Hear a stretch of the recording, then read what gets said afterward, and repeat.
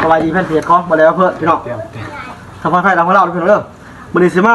ตองทำเป็นพี่น้องเนี่ยแล้วก็สิมามีสองบอลพี่น้องตัวนี้หันสิบอกวิธีเปลี่ยนสิ้นอีกสร้างใจเห็ดบางกรเพิ่นบ่เห็นนู่นน่ะสร้างใจเห็ดใหม่เด้อเปลี่ยนสิ้นเผา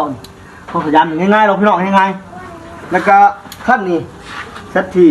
อย่างรอยเศร้าเนาะเปลี่ยนสิ้นได้แกงตัวนี้เดียวแล้วพี่น้องตัวนี้เดียวเลยแต่ว่าสิมาตองทำเป็นพี่น้องนี่เบี้ยกันยังข้างพี่น้องคุณไปในตะกร้องนี่ข้างเด้อพี่น้องเด้อไป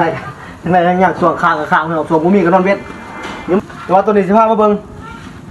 อันเปลี่ยนสิ้นเผาเอาไปเบิ่งพี่น้องเบิ่งต้นภาพเปลี่ยนคายสิ้นนี่มันคายสิ้นมันเอาตีนออกพี่น้องทางใจเอาโอ้ผมเถิดเลยเอาสิ้นออกแล้วก็แกะ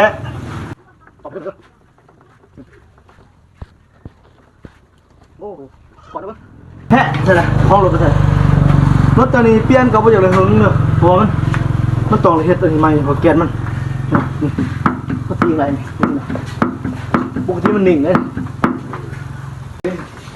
เป็นไก่อยู่ป่ะนี่ตะกอนของแกเด้ออันพี่น้องนี่สิต่อภายในบ้าเปลี่ยนสิ้นแล้วบ่ทนเด้อเพิ่นเด้อเปลี่ยนสิ้นแล้วบ่แล้วรถคอยเปลี่ยนสิ้นใหม่เลยก็ใช้แท้แล้วยังบ่ทนตัวนี้เด้อเพิ่นเลยนี่ข้อถอยย้ำหนึ่งบ่ไหลเด้อพี่น้องเด้อต้องให้แนนต้องบ่ตีบ่ไหลโดนนี่เพราะว่ามันสิพาให้สิ้น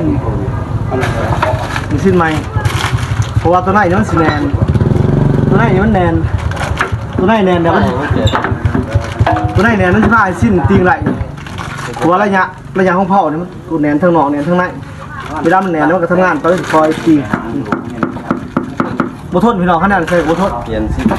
เก่งกับที่ด้านนั้นเลยด้านพาที่ว่าเอาทิ้งออกแล้วก็แกะเอาย่างกันต้มกันทีนี้ออกพี่น้องแล้วก็ถอดสิ้นนี่ทำการแกะสิ้นยังไงได้บ้างเด้อที่เรียกไว้เพราะว่าเฮ็ดลงไปแล้ว2-3 คลิปเหลือเท่านี้แต่ว่าพี่น้องยังเท้ามาอยู่เงินพี่น้องบ่ทันเห็นพี่น้องก็เลยเฮ็ดตรงนี้เด้อเด้อแต่ว่าขั้นนี้มันเซตที120นี่มันมาเปลี่ยนสิ้นนี่สิ้นในแกงนี้ก็สิ้นในแกงเดียวพี่น้องแกงเดียวเดี๋ยวว่าจะมาเห็ดสิ้นหรือทายพี่น้องเบิ้งว่าสิ้นในแกงนี่เพราะว่าสิรุนไรสิ้นในแกงมันทายแบบเดียวกันพี่น้องเป็นแบบเดียวกันเด้อเพราะว่าอะไรเราเห็นต้องไปหลายๆคลิปแบบเลยตัวนี้มันเห็นเลยเบิ้งเพราะว่าที่เด้อพี่น้องเด้อเที่ยวมีนิดนึง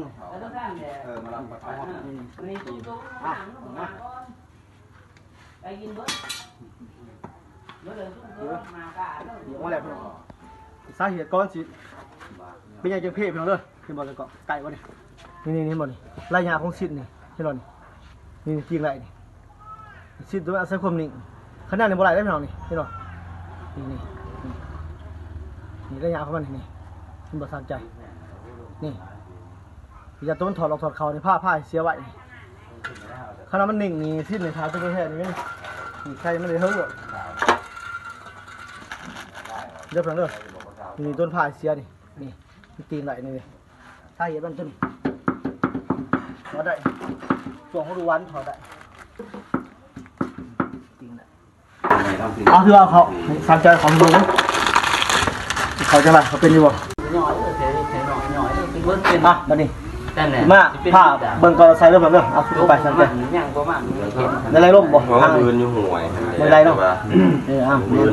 ลงมาลงมาป่าเจ้าต้องขุดสูงโอ้โหไอ้ตอนนกไม่ได้จ้ะลูกน้ำกันเลือดว่าจะสิตายวะนี่ฮะอันตรายโตจนเปียนี่ก็นั่งแหงนี่หรือว่าจนเช่าอ่ะต่อวันไหนบอกพี่น้องเบิ่งเว้นเลย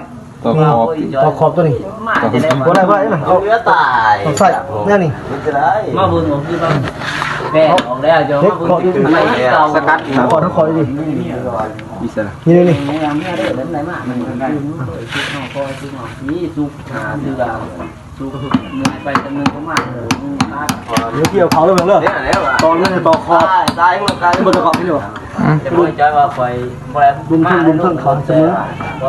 ต่อคอมันต่อกลางอะไรครับต่อกลางมันว่าสิ้นไม่ขุดเนาะสิ้นตายแล้วแม่ก็ระบายดีมากโอ้ยดุมเครื่องจ้าไม่เท่าเหมือนอะไร เพื่อนนี่มันจะไม่เป็นจังไรแห้ง เพิ่งอีก อยู่4 คน มีคนหาคนที่จะลองคอยไป